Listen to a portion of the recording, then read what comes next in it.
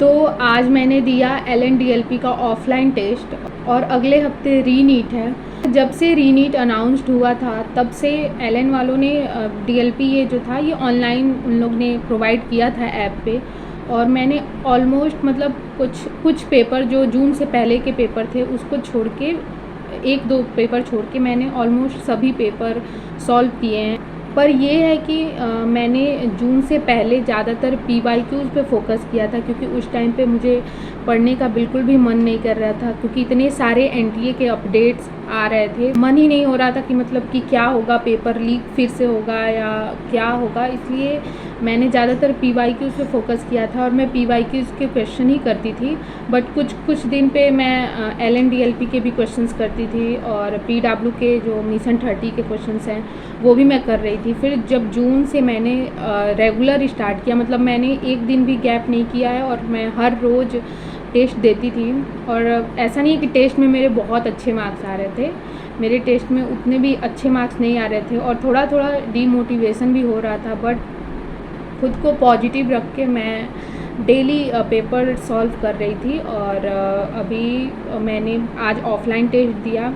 तो मुझे offline test की बात करें तो कोई भी कोचिंग वाले, मुझे नहीं लगता कि अभी नीट इतना ज़्यादा बच्चे फ्रस्ट्रेटेड हैं और इतने ज़्यादा बच्चे खुद पैनिक हैं, तो वो खुद एक हफ्ते पहले नीट के उन लोग खुद पेपर को हार्ड बना के बच्चों को पैनिक नहीं करना चाहेंगे। इसलिए आज का जो पेपर था वो मुझे मॉडरेट लगा। अगर फिज़िक्स की बात करें तो फिज़िक्स के जो क्वेश्चंस थे वो ज़्यादातर फार्मूला बेस्ड ही क्वेश्चंस थे और ऐसा नहीं था कि बहुत बड़े बड़े स्टेटमेंट वाले क्वेश्चंस थे और जैसे कि सॉल्व होने वाले थे। बट अगर मैं अपनी बात करूँ तो मेरे से कुछ क्वेश्चंस नहीं हुए। ज़्यादातर क्वेश्चंस जो थे वो सही क्वेश्चन थे और ईजी क्वेश्चंस ही लगे मुझे, जो सॉल्व हो सकते थे। और अगर केमिस्ट्री की बात करें तो मुझे ऐसा लगा कि फिजिकल के क्वेश्चंस जो थे वो दो तीन क्वेश्चंस जो थे फिजिकल के, वो क्वेश्चन सॉल्व करने वाले थे। नहीं तो फिजिकल के ज़्यादा क्वेश्चंस ही नहीं थे और इनऑर्गेनिक के भी क्वेश्चंस ठीक ठाक थे, लेकिन ऑर्गेनिक के ज़्यादा क्वेश्चंस, ऑर्गेनिक केमिस्ट्री के ज़्यादा क्वेश्चंस थे पेपर में। और केमिस्ट्री जो थी वो पूरी ओवरऑल केमिस्ट्री जो थी वो भी मॉडरेट थी। और फिर अगर मैं बात करूँ बायो की, तो बायो के जो थे वो भी पूरे के पूरे NCERT बेस्ड ही क्वेश्चन थे और ज़्यादातर क्वेश्चन जो थे, कुछ क्वेश्चंस मुझे पूरे मतलब PYQ 2014 या 13 के PYQ भी पूछे गए थे। मुझे मतलब पूरा वो एग्जैक्ट डेट नहीं कि मतलब किस ईयर के क्वेश्चंस हैं, बट वो PYQ का क्वेश्चन ही था। 2-3 क्वेश्चन जो थे बायो में वो PYQs के क्वेश्चंस थे, तो बायो इजी था।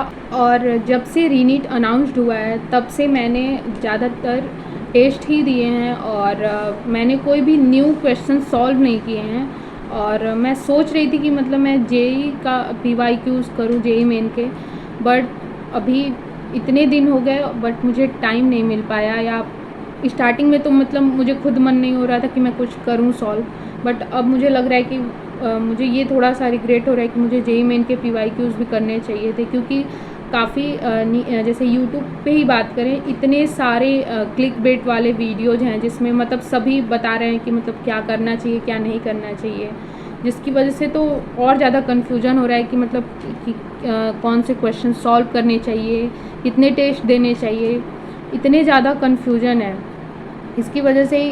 और NTA का तो अलग ही है, मतलब सारे पेपर लीक्स के जो भी आ रहे हैं, फिर प्रोटेस्ट हो रहे हैं, मतलब ये सारी चीज़ें देखने के बाद प्रिपरेशन करने का बिल्कुल भी मन नहीं करता है। ये सब मैं काफ़ी दिनों से ये सब इग्नोर कर रही हूँ कि मैं वो सब ना देखूँ, लेकिन बार बार जब भी यूट्यूब ओपन करो तब वही सब आ जाते हैं। तो मैं यही कहूँगी कि अभी जो ये 7 दिन हैं, मतलब अब अगले हफ्ते एग्ज़ाम है नीट का, तो अगर मैं अपना मतलब मैं क्या करने वाली हूँ अगर मैं अपना बताऊँ तो मैं अभी रिवीजन, अगर तुम्हें भी मैं बताऊँ तो रिवीजन करना चाहिए और अभी जो ये टेस्ट दिया है उसका एनालाइज अच्छे से करना है, क्योंकि ज़्यादा टाइम नहीं लगेगा एनालाइज करने में। और आज जो मैंने टेस्ट दिया उससे मुझे ये तो समझ में आया, जैसे मैंने फ़िज़िक्स के काफ़ी क्वेश्चन जो भी मैंने छोड़े हैं तो मुझे लगता है कि मेरे ओवरऑल अगर मैं बात करूँ तो मेरे 500 तक मार्क्स आ जाएंगे, 500 से 530 तक